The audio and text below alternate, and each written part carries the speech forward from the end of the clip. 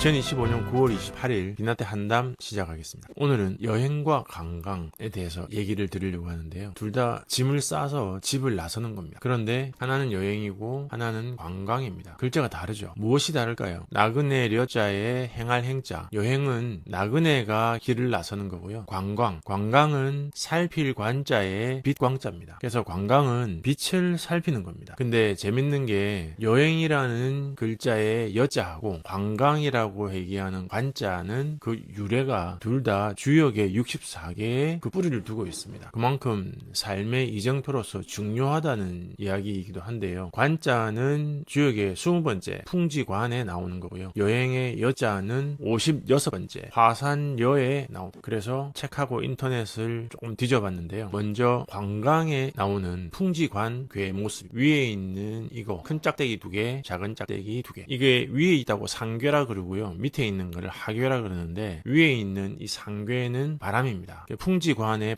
풍괴가 위에 있는 거고요. 밑에 있는 이게 땅입니다. 그래서 풍지관괴는 땅에 바람이 부는 겁니다. 그래서 한번 찾아봤죠. 예전에 찍은 사진 중에 땅에 부는 바람을 찍겠다고 찍은 건데 바람이 보이십니까? 원래 관광은 변화의 의미가 있어야 되는데 이 사진은 변화라는 의미보다는 집 떠나면 고생이라는 의미를 더 주는 것 같아서 다른 사진을 한번 찾아보겠습니다. 태극기가 바람에 펄럭이고 있어요. 미국 아니고 한국 아니고 이태리입니다. 이렇게 보니까 이제 관광의 느낌이 조금 납니다. 바람이라는 거는 움직이는 것이고 변화하는 것이고 떠돌아다니는 것을 의미합니다. 그래서 풍지관에 나오는 살필 관자는 변화를 살피라는 것. 그러니까 관광은 빛의 변화를 살피라는 얘기인데 그 내용을 조금 더 들여다보면 주역 괴사전 풍지관계 육사풀이에 관국지광이라고 나옵니다. 그러니까 관광이란 말은 관국지광의 줄임말이죠. 그 다음에 풀이를 보면 이용비누왕, 그러니까 왕한테 손님 대접을 받으면 이롭다 그렇게 되어 있는데 왕이 이제 안내를 해주는 거죠. 그래서 관광이라고 하는 거는 다른 나라에 가서 왕이 안내해주는 거를 얘기를 들으면서 변화를 보는 거, 그런 거를 관광이라고 했는데 요즘 세상에 왕한테 손님 대접받기가 어디 쉽습니까? 그러니까 왕 대신 여행 가이드가 아니죠. 그럴 때는 관광 가이드입니다. 관광 가이드한테 손님 대접을 받기는 그렇게 어렵지 않으니까 관광을 제대로 하려면 가이드의 안내를 받아라, 그런 얘기가 되겠습니다. 그래서 이제 자유여행은 말이 되는데 자유관광, 이거는 자기가 평소에 공부 좀 많이 하고 가는 게 아니면 자유관광은 의미가 약간 무리가 있어 보여요. 그래서 길을 나선 목적이 배움에 있다면 가이드의 도움을 받는 게 좋겠습니다. 자, 이번에는 여행하고 관련된 화산여계의 모습입니다. 위에 있는 짝대기, 가운데가 끊어져 있는 이 짝대기가 불입니다. 그래서 화죠. 상계는 화, 이거는 산, 그래서 화산여입니다. 그래서 여행이 되는 건데 밑에는 산이라 그랬잖아요. 산 위에 불이 있습니다. 산 위에 불이 있는데 나그네려라고요? 왜 그럴까요? 산 위에 불이 붙었습니다. 하루에 2번 붙죠. 새벽에 해가 뜰 때, 그리고 저녁에 해가 질 때. 그래서 일출과 노을을 보게 됩니다. 그런가 하면 바다 위에도 불이 붙습니다. 저녁 노을이죠. 그런데 산 위에 불을 다큐로 해석하시는 분은, 어떤 분은 산 위에 불이 붙었으니까 움직여야 하고 떠나야 한다, 그렇게 얘기하면서 정처 없는 나그네 모습이 산 위에 불이 나서 마을을 떠나야 하는 상황과 흡사하다고 풀이를 하는 분도 계신데 그거는 좀 그렇고요. 그거보다는 화산여의 나그네는 일출과 석양하고 관련이 있다고 봐도 되지 싶습니다. 태양보다 더한 불이 또 어디 있겠습니까? 여기 산 위에 불이 있는 화산여계는 64개 중에 56번째 등장하는데 바로 그 앞에 있는 55번째 괴가 뇌화풍입니다. 풍요로움의 뇌화풍이죠. 근데 풍요로움 다음에 나오는 화산여의 나그네, 그러니까 풍요는 성대함이라 그 성대함이 극에 이르게 되면 반드시 그 자리를 잃게 되어 길을 나서게 된다고 주요 개사전에 나옵니다. 그 의미를 보면 생동감이 넘치는 새벽 일출의 설레임보다는 하루의 번성을 마무리하는 저녁 노을의 장엄함이 화산여의 모습하고 더 가까울 수도 있겠습니다. 그런데 여행을 떠나면서 굳이 그걸 따질 필요는 없겠습니다. 다만 집을 나선 것이 관광이 아니라 여행이라면 그 묘미는 일출과 석양에 있으니 여행을 가게 되면 새벽 일출과 저녁 노을을 잊지 말고 챙긴다면 어디를 가시든 여행을 여행의 본전은 챙긴 거나 마찬가지. 여기 화산여의 상황이 그러하듯이 여행도 생각보다 시간이 많지 않습니다. 그러다 보니까 머물 곳을 정한 나그네에게는 저녁 노을이 아름답지만 머물 곳이 없는 나그네에는 쓸쓸함만 더할 뿐입니다. 그러니 나그네에게 필요한 것은 원대한 목표가 아니라 머물 곳, 즉 이정표와 숙소라는 거죠. 원대한 목표가 필요하다면 그것은 더 이상 여행이 아닙니다. 투자를 통한 풍요로움을 계획하고 계신다면 주역에 나오는 점괘처럼 그 다음에 여행을 계획하시는 것도 좋겠습니다. 유진 오닐의 느릅나무 아래 욕망, 테네시 윌리엄스의 뜨거운 양철 지붕 위의 고양이, 스콧 피츠제랄드의 위대한 개츠비, 그리고 로버트 제임스 월러의 메디슨 카운티의 다리, 다 미국 문학 작품인데 여기서 보여주는 메시지는 집을 떠나는 자 살고 집을 짓거나 거기 안주하는 자는 죽는다. 이게 미국 문학의 공식 아닌 공식이라고 얘기를 합니다. 프론티어 정신, 개척 정신을 얘기하는 거죠. 그런데 그게 미국 문학의 공식이건 아니건 여행이란 현재의 나를 내려놓고 길을 나서는 것이면은 이견이 없습니다. 이제도 길을 찾아 나설 채비를 해야겠습니다. 지금 이 순간 미국 문학의 공식에 딱 맞는 사람 한 명이 떠오릅니다. 일론 머스크. 고마운 우리의 형님.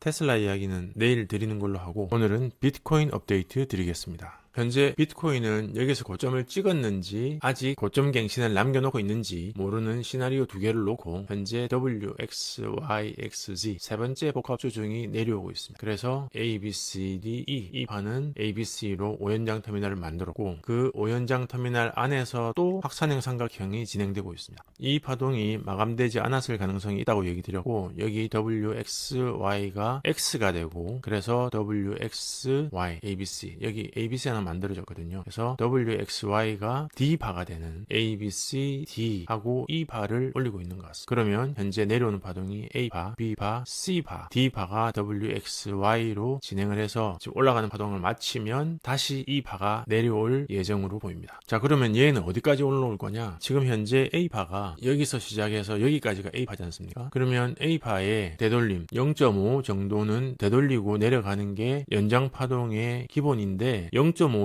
못 오고 내려가면 매수 세력이 힘이 너무너무 없는 거라고 보게 되는 거죠. 그래서 어디까지 올라올지 모르는데 올라오는 걸 보고 판단을 할 수 있겠습니다. 올라왔다가 5, 6 구간에서 내려가면 다시 A, B, C, D 하고 E를 내려가는 또 다른 E 파동이 나오는 거고 더 올라가다가 내려가면 618을 넘겼다가 내려가면 밑에서 바닥을 깊지 않게 가져갈 수 있는 거고요. 0.5도 못 오고 내려가면 아마도 바닥이 좀 깊을 가능성이 더 크다. 그렇게 봐야겠죠. 그래서 이 파동이 바닥 찍고 올라가는 파동이 아닌 거는 많이 이제 다들 아실 거고요. 어디까지 올라왔다가 내려가는가가 중요한 포인트인데 그거는 올라오는 거 보고 올라왔다가 내려가는 거 보면서 판단을 하시면 되겠습니다. 그래서 내려갈 때 이 바가 이제 내려갈 거 아닙니까? 근데 또 ABC를 또 만들어서 터미널을 만들면 또 그 안에서 파동이 완성이 돼야 되고 또 이 저점을 갱신을 해야 됩니다. 이 저점을 갱신할 가능성이 크다고 보여지거든요. 그래서 이 저점 갱신할 때까지 그게 일단은 이 파동 마감의 최소치라고 보이는 거죠. 이 파동 갱신 안 하고 여기만 저점 갱신하고 올라갈 가능성은 아주 희박합니다. 이 저점을 갱신할 가능성이 크다고 보는데 내려오는 파동이 만약에 불규칙을 그 전에 만들면 이 저점을 갱신하지 않을 수도 있겠습니다. 그런데 일단은 여기 있는 파동이 0.5를 건드리고 내려올지 5, 6 구간까지 가다가 올지 618을 건너고 나서 내려올지를 모르는 상황이기 때문에 그 상황을 보고 이 저점은 깨고 내려오겠지만 왜냐하면 확산형 삼각형이니까 A, B, C, D, E 반드시 이 저점을 깨야죠. C바 저점은 깨고 내려와야죠. 그래야지 확산형이 되니까. 그런데 이 저점을 깰지 안 깰지는 여기 올라가서 되돌림 구간이 어디까지인지 보고 판단을 하시면 되겠습니다. 그런데 올라가다가 A, B, C 만들고 내려오는 파동이 또 지금 이 파동처럼 이렇게 가파르다. 그러면 아직까지 매수할 때가 안 되었다고 봐야 되고요. 이렇게 튕기면 매수를 고려할 수 있겠습니다. 날이 서 있으면 잡으면 곤란하고요. 날이 이렇게 뭉개져 있으면 지금 뭉개진 날이잖아요. 날이 뭉개져 있으면 그때 잡는 거를 고려할 수 있겠습니다. 일단은 그 정도까지 가려면 어디까지 되돌림 왔는지 보고 이 저점 깨는 거 보고 날이 뭉개졌는지 보고 결정을 하시면 되겠습니다. 그래서 지금 어디 포인트에서 어떻게 하는지 얘기하는 건 의미가 없고 첫 번째는 되돌림 구간, 두 번째는 저점 갱신, 세 번째는 무뎌진 날 이렇게 살펴보면서 저점 매수 하시려고 하는 분들은 한 번 정도 매수하셔도 괜찮습니다. 괜찮을 것 같습니다. 왜냐하면 파동은 야구 게임하고 비슷해서 3번의 공격 기회가 있습니다. 지금 베어 세력이 가지고 있는 3번의 공격 기회, 1번, 2번, 3번째 지금 공격을 하고 있거든요. 그게 마무리가 되었다 그러면 매수 세력의 반격의 기회가 오게 됩니다. 그 반격의 기회가 어떻게 나올지 모르지만 반격의 기회가 나오고 나서 삼각형 ABC 한 번으로 끝날 수도 있고 삼각형 ABC 2번 나올 수도 있고 ABC 나오고 또 삼각형 나올 수도 있고 ABC 한 번에 삼각형 한 번으로 끝날 수도 있죠. 그렇게 끝나면 또 베어의 공격이 시작될 수 있습니다. 3번의 공격이 있는데 지금 3번의 베어의 공격이 마치고 나서 부울의 3번의 공격 기회 중에 3번을 안 쓴다. 2번만 쓸 수도 있거든요. 근데 한 번만 쓰는 경우는 흔치 않습니다. ABC가 아주 길게 나오면 한 번만 하고 말겠지만 그렇지 않다면 일반적으로 2번의 방어용 공격을 하게 돼 있습니다. 그리고 나서 터미널이 나올 수도 있고 또다시 WXY로 나올 수도 있는 건데 그거는 매수 세력의 반격이 어떻게 맞췄느냐에 따라서 또 달라지게 되어 있습니다. 그러니까 우선은 지금 3번째 베어의 공격, 여기 있는 오연장 터미널이 마감되는 모습 ABCD 어디까지 왔는지 보고 그 다음에 내려오는 모습이 어떤지 보고 나서 반등이 얼마나 나올지 아니면 공행을 할 놈인지 아니면은 반등만 할 놈인지 또 올라가는 모양을 보면 알 수 있으니까 그때 또 파동을 보고 판단을 하시면 되겠습니다. 오늘 비트코인 업데이트는 여기까지입니다. 영상에 공감이 가시면 공감 버튼 눌러주시고 질문 있으시면 댓글 남겨주시기 바랍니다. 고맙습니다. 펀더멘탈 관련된 목차 한번 살펴보시고 만약에 관심이 있으시면 화면 아래 더보기란에 링크 있으니까 연결해서 도움 받으시기 바랍니다.